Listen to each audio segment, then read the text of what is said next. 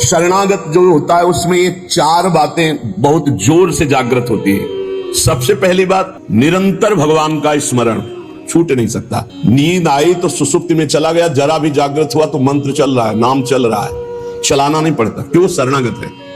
थोड़े दिन अभ्यास कर लो, ऐसा होने लगेगा।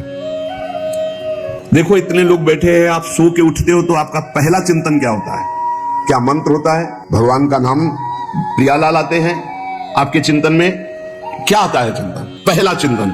अगर पहला चिंतन प्रभु है तो शरणागति पुष्ट हुए। सो के उठे, चल के आना है। अगर प्रभु नहीं तो अभी शरणागति नहीं। पहला लक्षण। हमें लगता है कि आप लोग अनमोखीय होंगे, आप लोग शरणागत है कि आप जब सो के उठे तो आपका मंत्र चल रहा है, नाम चल रहा है, चतुरासी जी का कोई पद चल रहा है, या फिर ये चिंतन चल रहा है, राधा राधा राधा, चलो जल्दी स्नान करके फिर सत्संग में चलना है। फिर ये भागवतिक चिंतन, हमें लगता है कि ये दूसरी कोटि का चिंतन होगा, चलो स्नान करते हैं फिर। ऐसा पहला चिंतन होगा श्री जी का। ऐसा होता है? आप लोग देखिए, ऐसा होता है कि आप सो के उठे, आपका चिंतन श्री जी का चालू है, पक्का। आप लोग देख लीजिए, अगर ऐसा है तो उसका परिणाम निश्चिंतता, निर्भयता, निशोकता निश्चित जागृत हो जाएगी। और उसी का प्रातःकालीन उठने पर चिंतन चलेगा जो शयन के समय गाढ़ चिंतन करते हुए सोया है। ऐसे सुषुप्त के समय बिल्कुल ठीक वही अवस्था। अगर आप जो चिंतन कर रहे हैं तो जगते ही वही चिंतन आएगा ये।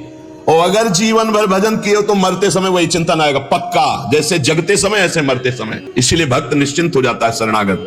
पहला, शरणागति का जांच करो हृदय में, भगवान का निरंतर चिंतन, प्रभु का निरंतर भजन। अगर नहीं हो रहा तो किसी अन्य का आश्रय लियो, वस्तु का, व्यक्ति का, स्थान का, भोग का, लिख लो आप दिमाग में चाहे कागज में। उस आश्रय का मिटिया मेट हुए बिना शरणागति पुष्ट नहीं होगी। आप अगर ईमानदारी से छोड़ दो तो छोड़ दो, नहीं भगवान फिर जो कहते हैं ना कि जो मेरा होता मैं, फिर उनका जो ऑपरेशन होगा वो शायद है कि सह ना पाओ, क्योंकि शरणागत हो छोड़ेंगे नहीं। वचन से भी शरणागत हो आप छोड़ेंगे नहीं, तो उनका स्वभाव हम आपको बता रहे हैं। और हर ऑपरेशन बेहोश होके होता है। हमारे प्रभु ऑपरेशन होश का इंजेक्शन लगा करते हैं। पहले होश का इंजेक्शन, पूरी चेतना, फिर ऑपरेशन करते हैं, क्योंकि जड़ से मिटाना है।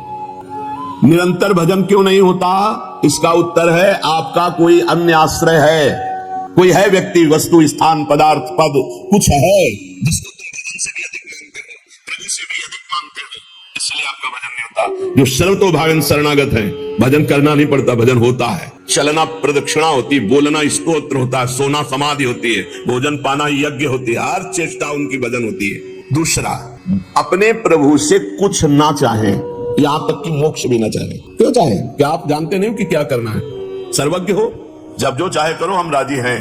पहला, निरंतर भगवान का भजन। दूसरा, अपने प्रभु से कोई भी मांग ना रखना, शर्त ना रखना। जो शर्त होता है वो प्रेम नहीं होता। प्रेम में कोई शर्त नहीं होती, सौदेबाजी नहीं होती। प्रेम में सौदेबाजी नहीं होती, सौदेबाजी प्रेम नहीं होता, पक्की बात सुनो। तीसरा, प्रभु के हर विधान में आनंदित होना।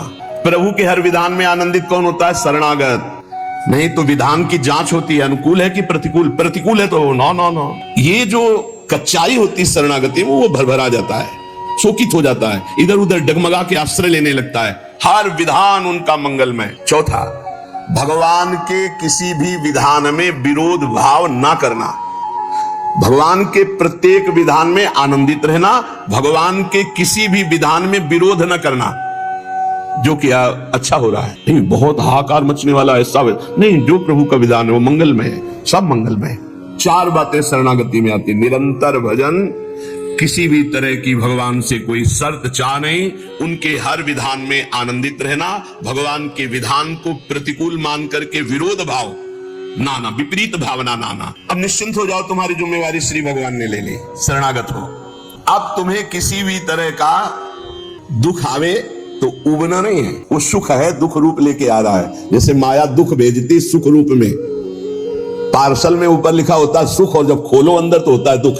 जिसे तुम सुख समझते हो ये सुख नहीं, सुख की छाया है, समझ पड़ती नहीं, ये गिरधर की माया है, भारी दुख है। दुखालयम शाश्वतम में जो भी पोस्ट आता है आपके पास वो दुखद ही है। माया भेजती है सामने वस्तु, व्यक्ति, स्थान, उसके परिणाम में अशांति, दुख और आपके भजन की हानि। पक्का ये देख लीजिए।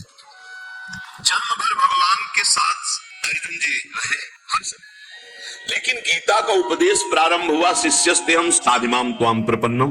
प्रपन्न से ही ज्ञान की उत्पत्ति होती है। जो भगवान की शरणागति, उसी से शुद्ध ज्ञान होता है। तब तक भगवान अंदर बैठे हैं, ज्ञान प्रकाशित नहीं करेंगे। जैसे अर्जुन जी के साथ रहते हुए गीता का उपदेश कब दिया? जब अर्जुन जी ने कहा शिष्यस्ते हम साधिमाम त्वाम प्रपन्नम, मैं आपका शिष्य हूं, आपका शरणागत हूं, आप मुझे ज्ञान। भगवान गीता जी। ज्ञान का फल क्या हुआ? बोले नष्टो मोह स्मृतिर्लब्धा तत्प्रसादान मयाच्युता। मोह का नाश हो गया, स्मृति जागृत हो गई आपके कृपा प्रसाद से, हे गोविंद, हे अच्युत। तो इसी प्रकार हमारे अंदर भी सब ज्ञान जागृत हो जाएगा। पहले हम भगवान की शरणागत हो, त्वाम प्रपन्नम।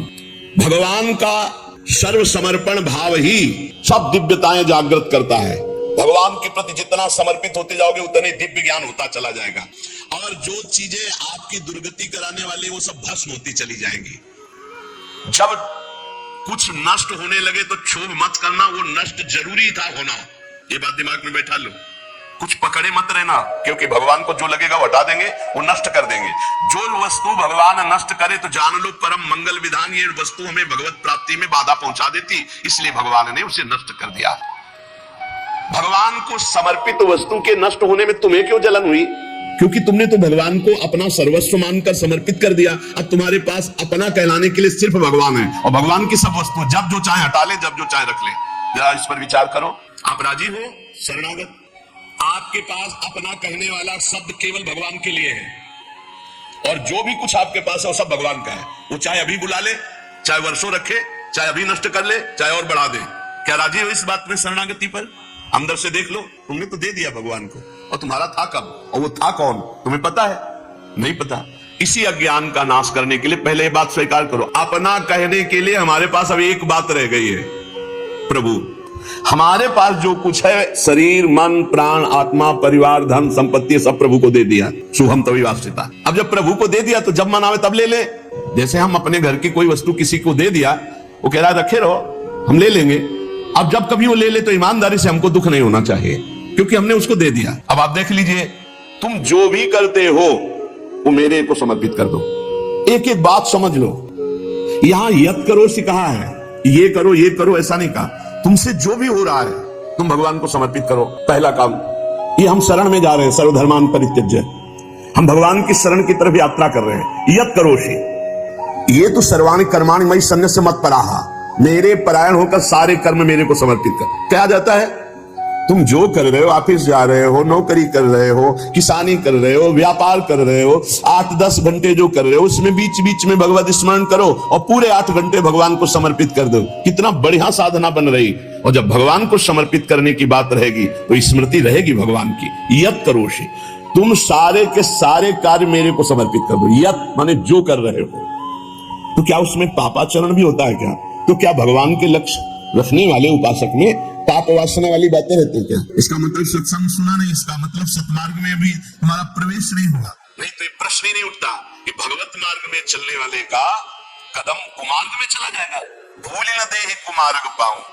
छोटी मोटी अगर कभी कोई त्रुटि गलती हुई तो पश्चाताप की अग्नि में भस्म हो जाता है। वो भगवान को समर्पित गंदे आचरण नहीं करता, वो प्रार्थना करता है, प्रभु ये त्रुटि हो गई हमसे, हे नाथ इसको संभाल दो, मेरे बस की बात नहीं। वो भी इस तरह से प्रार्थना पूर्वक समर्पित है। यत करोषि और यदस्नासि, जो भी तुम्हारी जिह्वा में, रसेंद्री में जाए, पानी जाए, भोजन जाए, बिना भगवान को अर्पित किए नहीं जाना चाहिए। अभी शरणागति पुष्ट हो जाएगी। जो भी कार्य करो भगवत समर्पित करो।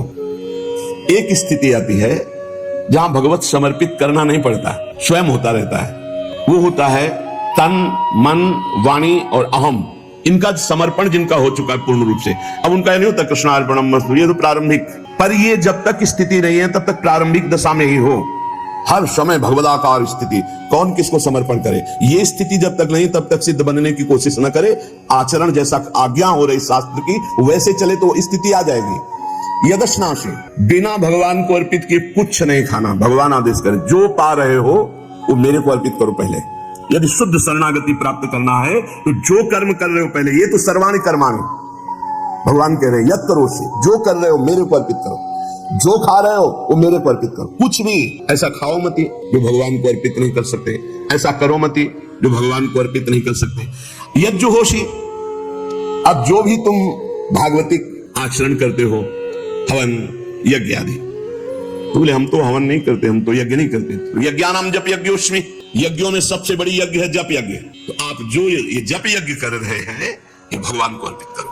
भगवान कह रहे हैं ददासी, जो तुम दान देते हो, दूसरों की सेवा करते हो, उसके भोक्ता मत बनो, कर्ता मत बनो। कर्ता कैसे नहीं बनोगे? हमारी वस्तु है, हम दान देते हैं। नहीं नहीं, प्रभु की वस्तु है। त्वदीयम वस्तु गोविंदम तुभ्यमेव समर्पये।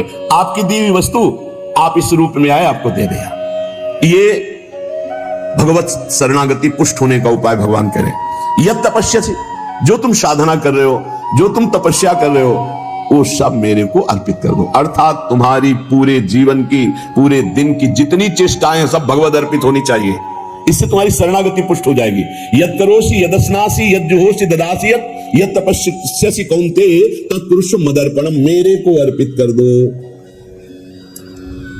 अब ध्यान रखना, अब अपनी कमी की चिंता नहीं करनी, क्योंकि हमने भगवान को सब कुछ अर्पित कर, और कमी रहेगी नहीं। कमी रहती है अहंकार के कारण, भगवत विमुक्ता के कारण। फिर भी आपको संतुष्ट करने के लिए कह रहे हैं कि जैसे हम अपना मकान किसी को दे देते हैं, तो मकान में जाले लगे हैं या टूटा है या कुछ भी बिगड़ा है, अब ये सारी जिम्मेवारी जिसने मकान खरीद लिया, ले लिया, उसकी होती है। वो मरम्मत करवाएगा, वो सफाई करवाएगा। ऐसे ही हम अपने तन को, अपने मन को, अपने प्राणों को, अपने जीवन को जीवननाथ प्रिया प्रीतम के चरणों में समर्पित कर दिया।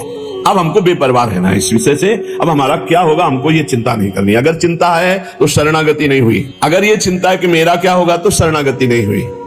सोचो, संसार में कोई तुम्हें प्यार नहीं करता, मान लो बात। जो प्रिया, जो प्यार करके अपने महल में रखे, सुविधाओं के द्वारा तुम्हारा भरण पोषण कर रहे, तुम उनके प्रति रोना नहीं आता? उनके प्रति तुम्हें ये गुस्सा आता है कि ये प्रतिकूलता क्यों दे दी, हमारी ये अनुकूलता की बात थी, अनुकूलता क्यों नहीं दी? अरे जिनसे तुम अनुकूलता की आशा करते थे वो तो तुम्हें देखना नहीं चाहते। अंतर की बात तुम्हें बता रहे। और जिनको तुम कभी माने नहीं, जिनके लिए कभी कुछ किया नहीं, वो तुम्हें अहेतुकी प्यार से लबालब डुबो रहे, फिर भी तुम्हारे अंदर गुस्सा आता है प्रभु के प्रति। तुम हो कौन?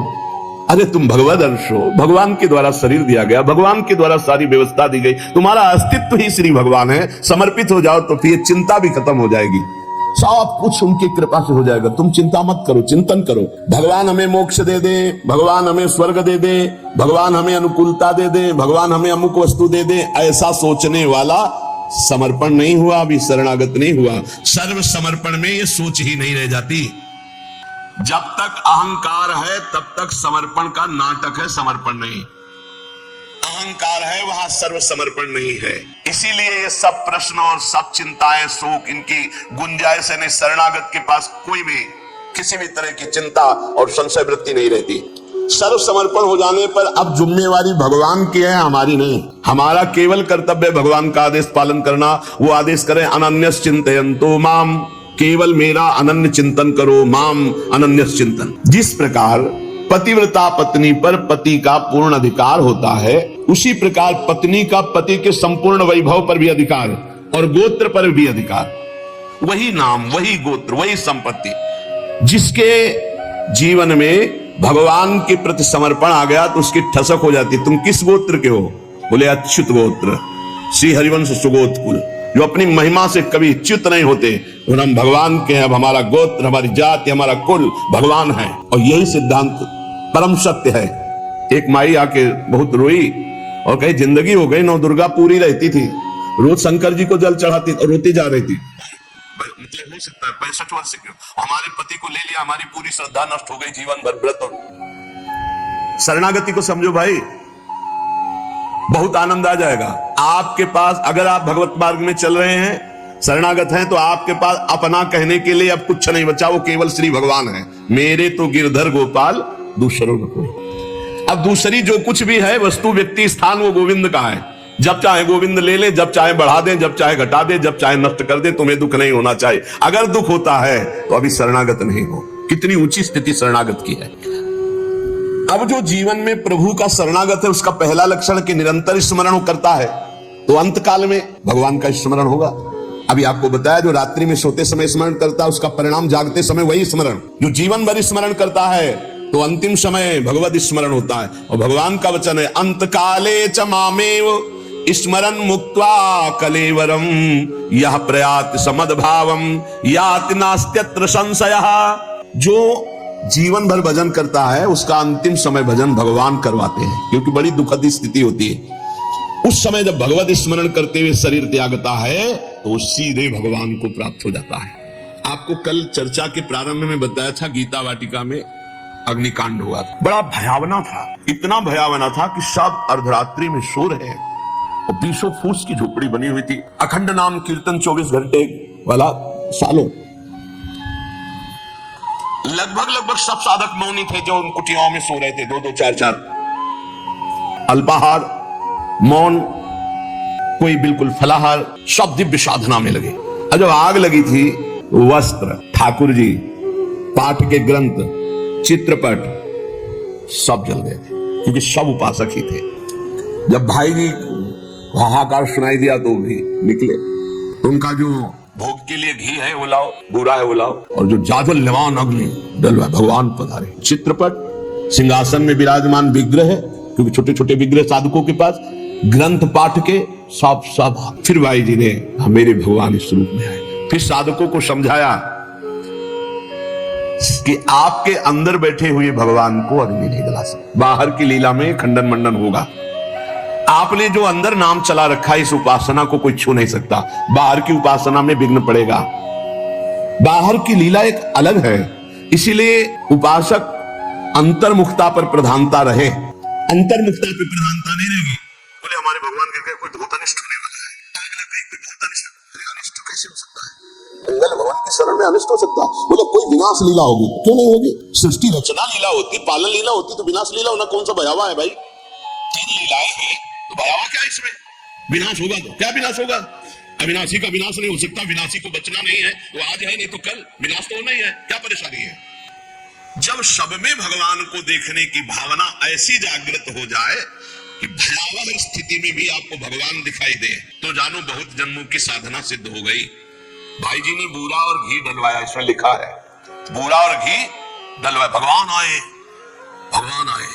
बहुनाम जन्मनाम अंते ज्ञानवान माम प्रपद्यते वासुदेवा सर्वमिति सा महात्मा सुदुर्लभा। भगवान कहते हैं बहुत जन्मों की साधना जिनकी हो गई है और जिनका अंतिम जन्म है, उनको इस तत्व का बोध होता है कि सब में भगवान वासुदेव है। ये बोध होता है। ऐसा महात्मा बड़ा दुर्लभ है जो सब में भगवान को देखता है। मत्ता पर तरम नान्यत किंचिदस्ति धनंजय मई सर्वमिदं प्रोतम सूत्रे मणिगणाय। भगवान कहते हैं जैसे सूत की माला में सूत की मणियां, तो मणियां और माला सब कुछ सूत ही है, ऐसे ही भगवान में ये जगत भगवान में है।